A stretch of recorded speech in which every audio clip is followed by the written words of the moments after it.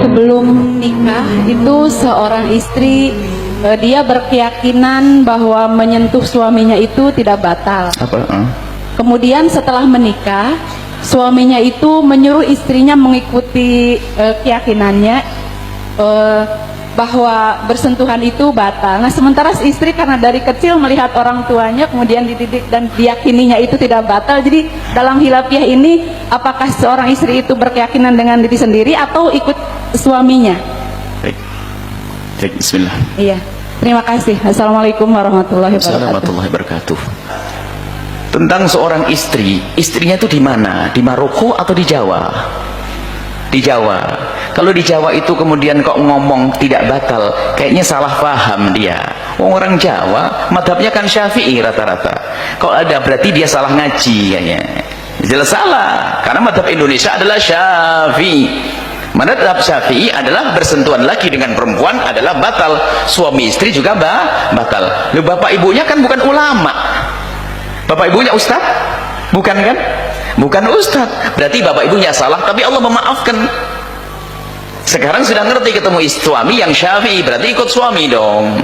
Jadi masalah menyentuh laki suami laki perempuan membatalkan dalam madhab Imam Syafi'i, kecuali nanti diajari oleh seseorang untuk ikut madhab Malik, boleh. Misalnya wanita tersebut pernah sekolah di Maroko atau di Mesir yang ikut madhab Syafi'i, atau di India pernah itu jalan-jalan ke India, khurut keluar ke India, belajar di sana madhab Hanafi, boleh. Pulang tiba-tiba dia punya fikih, tidak batal, ada sandaran ilmunya.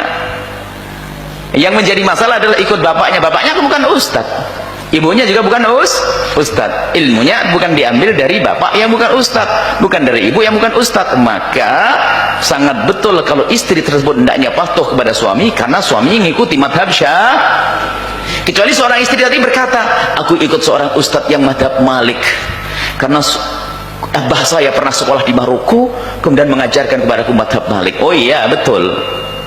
Makanya kalau ada orang mengatakan bersentuhan laki dengan perempuan itu tidak membatalkan wudhu, lalu dia berkata saya ikut madhab Malik atau Imam Abu Hanifah, hebat, kamu ikut ulama.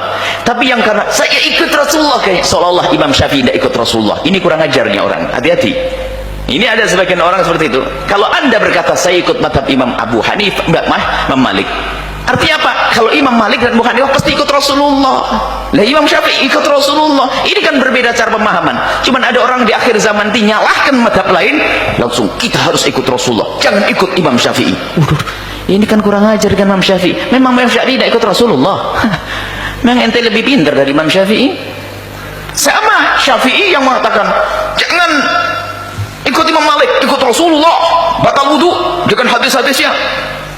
Ente merendahkan Imam Malik. Ente ini siapa? Ini biasanya kesombongan anak-anak belajar akhir zaman itu sudah. Kalau bahasa orang Jawa itu anginnya naik ke dada itu.